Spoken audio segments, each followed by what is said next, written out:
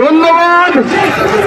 বাংলাদেশ জাতীয়তাবাদী যুবদল সিলেট জেলা এবং মহানগর শাখার প্রতিটি নেতা কর্মীকে যারা আজকের এই ৪৭তম প্রতিষ্ঠা বার্ষিকীর র্যালিকে অত্যন্ত সুশৃঙ্খলভাবে এই পবিত্র নগরী সিলেটের প্রত্যেকটি রাজপথ প্রদক্ষিণ করে আজকে আম্বরখানা পয়েন্টে এসে সমাপ্তি ঘোষণা করেছে।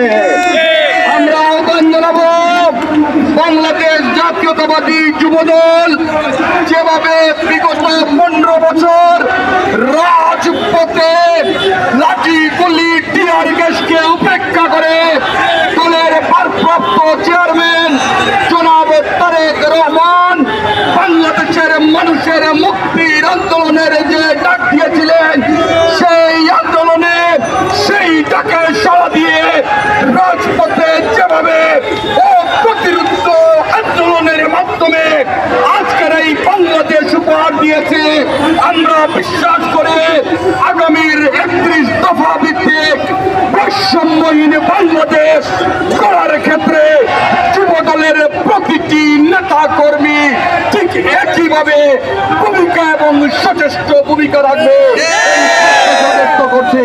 খোদা হাফেজ। বাংলাদেশ জিন্দাবাদ।